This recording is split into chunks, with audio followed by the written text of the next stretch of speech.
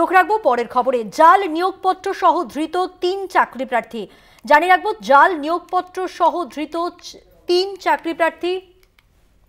হাসপাতালে ধরা পড়ল ৩ নিয়োগপত্র দাতাও। ধৃতদের মধ্যে একজন তৃণমূল সদস্য দাবি পুলিশের। সিউড়িতে ব্লক স্বাস্থ্য আধিকারিকের দপ্তরের ঘটনা এটি। আরও একবার জানাবো, জাল নিয়োগপত্র সহ ধৃত ৩ জন চাকরি প্রার্থী। হাসপাতালে ধরা পড়ল ৩ জন। ধৃতদের মধ্যে একজন তৃণমূল সদস্য, এমনটাই দাবি করেছে পুলিশ। সিউড়িতে ব্লক স্বাস্থ্য আধিকারিকের দপ্তরের ঘটনা এটি। ধরা পড়ার মুহূর্তে ছবি আপনারা দেখতে পাচ্ছেন। জাল নিয়োগপত্র সহ ধৃত ৩ জন চাকরি প্রার্থী।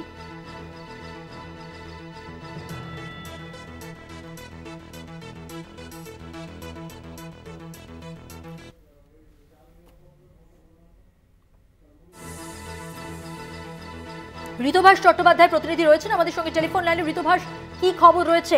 যেটা জানা যাচ্ছে, ধৃতদের মধ্যে একজন তৃণমূল সদস্য দাবি করেছে পুলিশ আর কি বলছে? একদমই, দেখো, আজকে সকালবেলায় সিউড়িতে ৩ জন চাকরি প্রার্থী যারা চাকরিতে যোগদান করতে এসে কিন্তু কর্তৃপক্ষের হাতে ধরা পড়ে। মূলত ঘটনাটা কি হয়েছিল? ঘটনা হচ্ছে যে এই যে ৩ জন চাকরি প্রার্থী, এই ৩ জন চাকরি প্রার্থীকে টাকার বিনিময়ে প্রায় ৫০,০০০ টাকা নিয়ে ভুয়ো নিয়োগপত্র দেওয়া হয়েছিল। চাকরি প্রার্থীদের আরো দাবি যে চাকরিতে নিয়োগ হওয়ার পর বাকি ২.৫ লক্ষ টাকা তাদের এই দেবাশিস দাসকে কিন্তু দেওয়ার কথা ছিল। এদের মধ্যে ধৃতদের মধ্যে একজন কিন্তু রয়েছেন তৃণমূল চিনপাইয়ের কোর কমিটির সদস্য এবং বিকাশ রায় চৌধুরীর ঘনিষ্ঠ বলেও কিন্তু আমরা যেটা জানতে পারছি পুলিশ সূত্রে।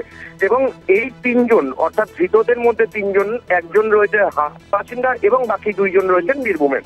যেটা জানতে পারছি যে দেবাশিস ঘোষ চাকরি দেবেন বলে এই যে তৃণমূল নেতা আশ্বাস দিয়েছিলেন এবং চাকরির প্রার্থী খুঁজে দিতে বলেছিলেন, এবং সেই তুলসী দাস অর্থাৎ তৃণমূল নেতার মধ্যস্থতাতেই কিন্তু চাকরি প্রার্থীরা ৫০,০০০ টাকা করে দেবাশিস ঘোষকে দিয়েছিলেন এবং তারপরে ২.৫ লক্ষ টাকা চাকরিতে নিয়োগ হওয়ার পর দিতে বলেছিলেন। আজকে চাকরি প্রার্থীরা যে অ্যাপয়েন্টমেন্ট লেটার অর্থাৎ নিয়োগপত্র নিয়ে সিউড়ি হাসপাতালে আসেন চাকরিতে যোগদান করার জন্য গ্রুপ ডির পদে, তখন দেখা যায় যে এই চাকরির নিয়োগপত্রের যে সিল আর স্বাক্ষর রয়েছে, অর্থাৎ ডিএমওই ব্লক স্বাস্থ্য আধিকারিকের যে সিল এবং স্বাক্ষর রয়েছে সেটিও জাল। অর্থাৎ টাকা নিয়ে জাল নিয়োগপত্র দেওয়া হয়েছিল স্বাস্থ্য দপ্তরে, এবং সেই জাল নিয়োগপত্র নিয়ে এসে যখন চাকরি প্রার্থীরা চাকরিতে যোগদান করতে আসে তখনই কিন্তু তারা হাতে নাতে ধরা পড়ে।